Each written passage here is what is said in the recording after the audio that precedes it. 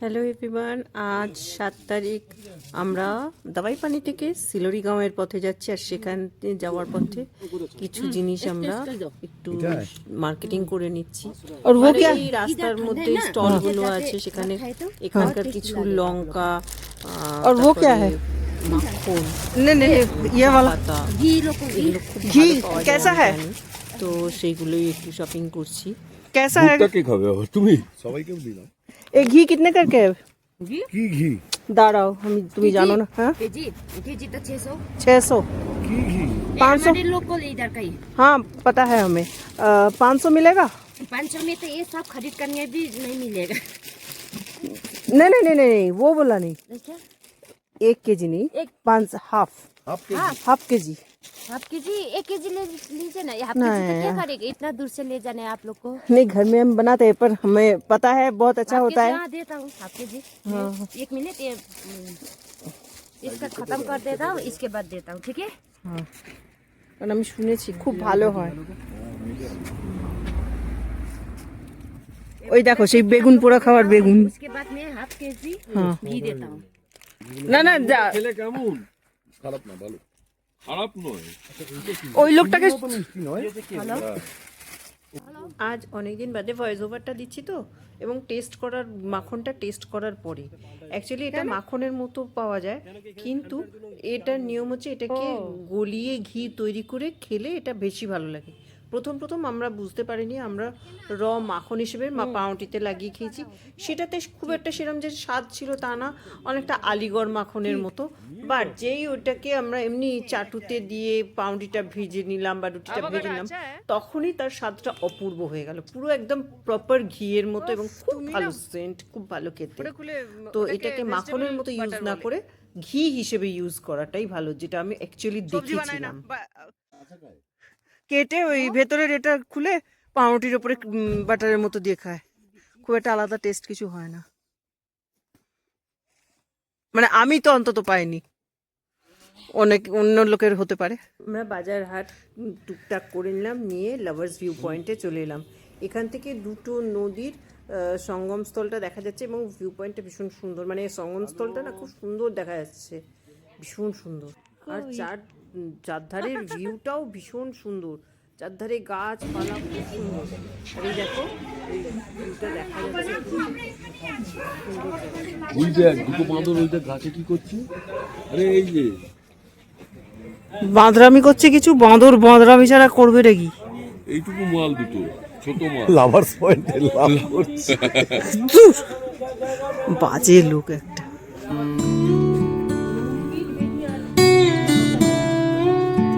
তিনটে কোথায়? আমি সেটাই তো আমারও আর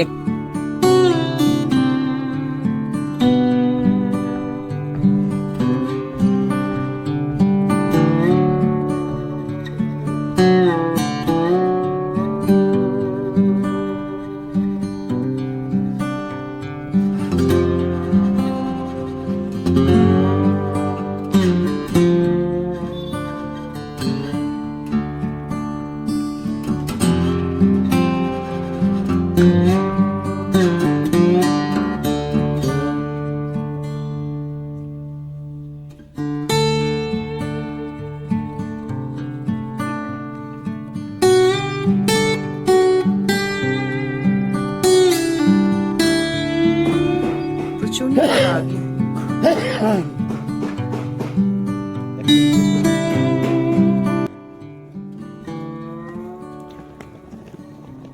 আমার না মনেস্ট্রি খুব ভালো লাগে, খুব ভালো লাগে। কেন লাগে এত ভালো জানি না,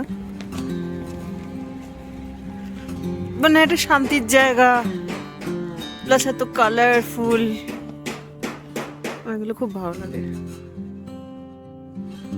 খুব সুন্দর। ও মা, এগুলো পুজোয় দেয়া হয় বোধহয় নাকি? Biscuit, cookies.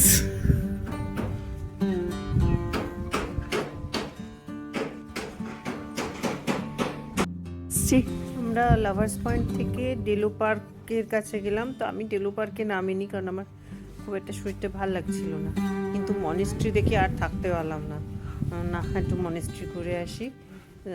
ছোট্ট, একদম ছোট্ট, মানে ভেতর থেকে কাজও হচ্ছে, আর অনেকটা বেলাও হয়ে গেছিলো আমাদের সিলোরিগাঁও পৌঁছতেও দেরি হয়ে যাবে বলে বেশিক্ষণ এটা না ডেলো দাঁড়িয়ে থেকে একটু বেরিয়ে এই যে এই মনেস্ট্রিটার নাম কি গো? ক্যামেলিয়া ফুল চারধারটায় দেখে মন ভরে গেল পুরো।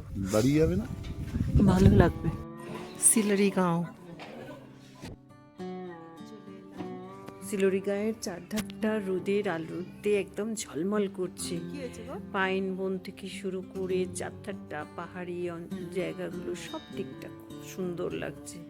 তবে একটা খুব ভালো ব্যাপার হয়েছে আমাদের সাথে, যে এই যে 3-4 দিন আমরা পাহাড়ে ঘুরছি, বিভিন্ন হোমস্টেতে থাকছি, বিভিন্ন পয়েন্টে যাচ্ছি, কোথাও কোনো মেঘ নেই, কোনো বৃষ্টি নেই, প্রচুর ঠান্ডা, কিন্তু একদম ঝকঝকে রৌদ্রোজ্জ্বল যে আকাশ বলতে যেটা বোঝায় সেই। আর এই যে সিলারিগাঁও, এত সুন্দর ভিউ, কিন্তু এদের লাইফ বড় টাফ। এরা নিজেদের কাজ নিজেরাই করে নিচ্ছে। আর এখানে একটু মিস্ত্রির কাজ করানো কতটা যে চাপের, সত্যি যদি না দেখতাম না ভাবতেই পারতাম না। আমি পার্টিকুলারলি আমি মানে সামান্য একটু উঠতে গিয়ে হাঁপিয়ে যাচ্ছি, আর এরা মাথায় গাদা গাদা বোঝা নিয়ে জিনিস নিয়ে কি সুন্দর এদিক ওদিক করছে। আর কি ঠান্ডা এখানে, যেমন ঠান্ডা তেমন ঠান্ডা হাওয়া, বাপরে বাপ, কান মাথা পুরো মানে টুপি খুলে রাখা যাচ্ছে না, এত ঠান্ডা, বিভৎস ঠান্ডা। এই সিলোরিগাঁওয়ে এত সুন্দর ফুল, মানে পাহাড়ের যেখানে মানে তাকাচ্ছি সেখানেই ফুলে ভর্তি। আর আমার পছন্দের ফুল পয়েন্টসেটিয়া, সে তো মনে হচ্ছে পাহাড়ের গায়ে গায়ে বোধহয় জঙ্গল হয়ে রয়েছে। যেই পয়েন্টসেটিয়া আমি যেখানে ছিলাম লাগানোর সেখানে জন্য পাগল হয়ে থাকি, একটা কত বয়স্ক, যত্ন করি, মানে তাও অনেক বাঁচে না, বয়স, শীতকালের প্রায় পর 70 বছর বয়স ঠিক হবে। মতো থাকে না, কি সুন্দর সেখানে পাহাড় ঝাড় হয়ে করে রয়েছে। উঠে চলে গেল, আমি তার সামনে পিছিয়ে, মানে আমি কিছুতে নড়তে পারছি না, উঠতে পারছি না। আমার একটা লাঠি জোগাড় করলাম, সেগুলো তো তোমাদের দেখানোই হয়নি, কারণ আমি নিজে সামলাতে পারছি না নিজেকে উঠতে, আমি দেখাবো কি। আমার বর তো বলেই দিল যে বুড়োর আগে বুড়ো হয়ে যেও না। লিটারেলি আমার মনে হচ্ছিল আমি বুড়ি, মানে তুচ্ছো বুড়ি, মানে থুতুরে বুড়ি হয়ে গেছি, হাত পা উঠছে না, নড়ছে না, বাট খুব এনজয় করেছি, অনেকদিন বাদে এনজয় করে ভালোভাবে। আমরা লাঞ্চ করতে চলে এলাম, বুঝি তখন আমি কথা বলছিলাম যখন ডাকে, কাঁসারের থালায় ভাত, ডাল, পাঁপড় ভাজা, বেগুন ভাজা, কত কি কাঁসারের থালায় দিয়েছে, দেখে তো আমরা অবাক হয়ে গেলাম। তো খাওয়া দাওয়ার পর সবাই বলে চলো সন্ধে নামার আগে একটুখানি ঘুরে আসি, কারণ পাহাড়ে সন্ধে খুব তাড়াতাড়ি নামে। তো সেই জন্য আমরাও একটুখানি তাড়াতাড়ি করে চারধারটা দেখে নেওয়ার জন্য নেমে পড়লাম। আর ছোট্ট ছোট্ট সেই পাহাড়ে ধাপ কেটে কেটে বিভিন্ন জায়গায় কটেজ হয়েছে। আবার পিছন দিকটায় দেখো পুরো ছবির মতো সাজানো গ্রামটা, কি সুন্দর লাগে। সব বাড়িতেই গাছ তো প্রচুর রয়েছেই, আর প্রচুর অর্কিড। কাঞ্চনজঙ্ঘা, যেমন ঠান্ডা আমার এখানে লাগছে। এখন ঠান্ডা কমে গেছে, সকালের দিকে হেভি ঠান্ডা ছিল। কি লাগছে রে। আর এই দিকটা দেখি, এই দিকটা সেই অন্ধকারই অন্ধকার, পাইন বনটা। কোনটায় বেশি ভালো দেখা গেল ভাবলি, সিলোরিগাঁও না দাওয়াই পানি? হ্যাঁ হ্যাঁ, দাওয়াই পানিতে ওপাশ থেকে দেখছিলাম, মানে আমার রাইট সাইডে ছিল কাঞ্চনজঙ্ঘা, এটা যেন একদম সামনাসামনি। আজ নেক্সট ডে মর্নিং, আজকে অনেকটা রেঞ্জ আমরা দেখতে পাচ্ছি কাঞ্চনজঙ্ঘার। এটা হচ্ছে সিলোরিগাঁও, সিলোরিগাঁও থেকে রেঞ্জটা অনেকটা দেখা যাচ্ছে। একটু আগে অবধি দেখা যাচ্ছিল না, মানে শুধু মাথার চূড়াটুকু দেখা যাচ্ছিল, বাট এখন পুরোটা দেখা যাচ্ছে। পুরোটা না, এ পাশটা আরও আছে, মেঘ পরিষ্কার বোঝা যাচ্ছে যে গ্রে গ্রে কালারের ওই পোর্শনটা নেমে যাচ্ছে আস্তে আস্তে। আর চাদরটা কি সুন্দর রোদেতে লাগছে, ঝকঝক করছে। খানিক আগে অবধি প্রচুর কুয়াশা ছিল, বাট এখন অতটা নেই, রাত্রিরেও অসম্ভব ঠান্ডা ছিল, মানে হাত ফাত গ্লাভস পরে শুয়েও ঠান্ডা হয়ে গেল। 5-6 নেমে গেছিলো বোধ হয়, কিন্তু হাওয়াটা ছিল যার জন্য ঠান্ডাটা এত বেশি লাগছিল। সবাই তো বলছে কলকাতাতেও নাকি প্রচুর ঠান্ডা পড়েছে। তো আজ আমরা সিলোরিগাঁও থেকে এনজিপি নেমে যাব এবং বিকেলের বন্দে ভারতে কলকাতা ফিরব। ছোট্ট ট্রিপ, ছোট্ট আনন্দ। অনেক দিনের জন্য একটু নিঃশ্বাস নিয়ে নেওয়া হলো।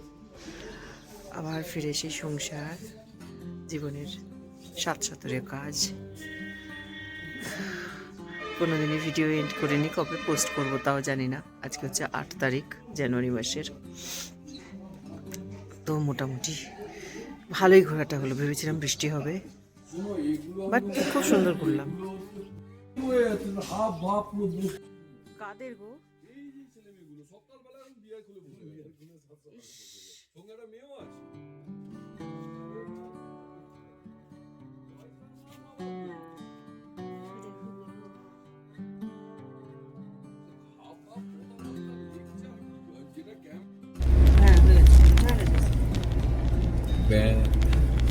প্রিন্টগুলো ভীষণ ভালো আসছে।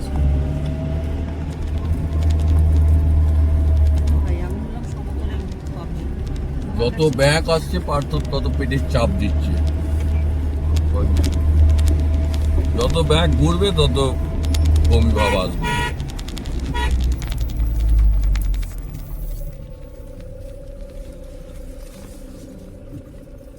কেউ সামনে আসবে?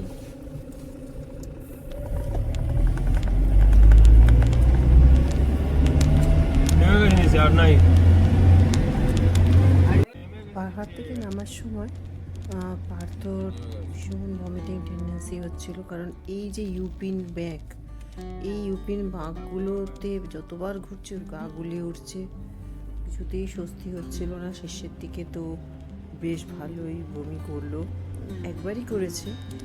আর সারাটা রাস্তা খালি চুইংগাম চিবিয়ে চিবিয়ে গেল। তো আমরা একটু ভয় পেয়ে গেলাম। কদিন ধরে ওই হোমিওপ্যাথিক ওষুধ খাচ্ছিল, বাট আজকে আর খায়নি, যার জন্যে আমিও আসলে বহুদিন বাদে পাহাড়ে গেছি বলে আমার মাথা থেকে বেরিয়ে গেছিলো যে সাথে তোমার জোফার আছে, আমি যদি দিয়ে দিতাম গাড়িতে ওঠার আগে তাহলে আর এই কষ্টটা পেত না। তো আর কি করা যাবে, এর পরের থেকে মাথায় রাখবো। এই জায়গাটা আমরা অ্যাকচুয়ালি এখন এনজিপি যাচ্ছি, এনজিপিতে যাওয়ার পথে এই জায়গাটা পড়েছে। তা আমি আর নিচ অব্দি যাইনি, কারণ আমার তো ব্রিদিং প্রবলেম হয়, এতটা ভেঙে যাব, পাথর আবার উঠবো, তার মধ্যে পাথরও একটু হিল সিকনেস হয়েছে। তা নিজেকে ট্যাক্স না করে আমি এখানে দাঁড়ালাম। জায়গাটার নামটা আমি একটু বাদে জেনে বলছি, কি যেন নাম বললো, কিন্তু জায়গাটা ভীষণ সুন্দর। নিচে নেমে দেখতে পারলে খুব ভালো লাগতো, কি করা যাবে। ওরা সবাই নিচে গেছে, এই যে পার্থ, আমার বোনের মেয়েঠে সবাই রয়েছে। এই আমাদের ড্রাইভার রফিকুল, আর এই হচ্ছে জলধারাটা।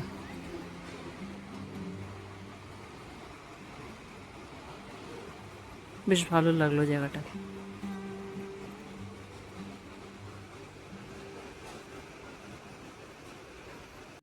কি সুন্দর না জায়গাটা। এখানে একটা না মন্দিরও আছে, ওইখানটায় যাওয়া যেতে পারে যদি জুতো খুলে যাওয়া যায়। তো এই ঠান্ডায় জুতো খুলে যাওয়াটাও একটা বিরাট চাপের ব্যাপার, প্রচুর ঠান্ডা। তবে কালকে রাত্রির মতো অতটা ঠান্ডা নয়। কত বড় পাথরটা। হ্যালো, তুমি রোদ পোয়াচ্ছ? হ্যালো, একটু তাকাও, তাকাবে না? ও বাবু, তুই তোমার মিনি টাইপের দেখতে রে, তোকে দেখে তোমার মিনির কথা মনে পড়ে গেল। Tata, bye bye by.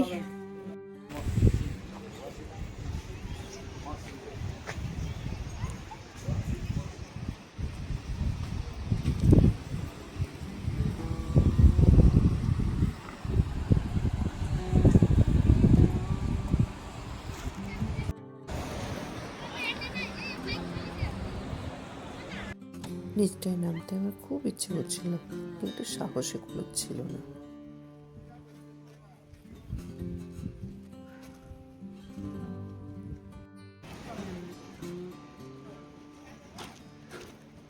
এই স্পটটার এটা নাম, কিন্তু অ্যাকচুয়ালি জায়গাটার নাম হচ্ছে চেলখোলা। তা ফেরার পথে আমাদের এই চা বাগানটা পড়েছিল, বলছিল এটা এই গুডরিকেরই পুরো এরিয়াটা, মানে চা বাগানগুলো। এটা এত অপূর্ব লাগছিল, দূরে কি চা বাগান, ভীষণ সুন্দর লাগছিল দেখতে। তো আস্তে আস্তে আমরা তো পৌঁছে গেলাম এনজিপির কাছাকাছি। আর তারপরে কি বাড়ি, এই তিস্তা নদীর বাঁধে উঠেছি, আর খালি মনে হচ্ছে এবার তো এনজিপি পৌঁছেই যাচ্ছি। একটুখানি চাটা খেয়ে আমরা ট্রেনে উঠে যাব, কারণ ট্রেনে আমাদের খাবার দেবে। ট্রেনে যে খাবারটা দেয় প্রচুর খাবার। সকালে এতটাই ব্রেকফাস্ট করে এসেছি আমরা, তার জন্য আমরা এখনো লাঞ্চ করিনি। তো চলো, এইভাবেই আমাদের এবারের ট্রিপটা শেষ হলো। সুন্দর ট্রিপ হয়েছে, ছোট্ট কিন্তু খুব ভালো। আবার একটুখানি কখনো সুযোগ হলে আবার কোনো ছোটোখাটো ট্রিপে বেরিয়ে পড়ব। আর ততদিনের জন্য টাটা, বাই বাই।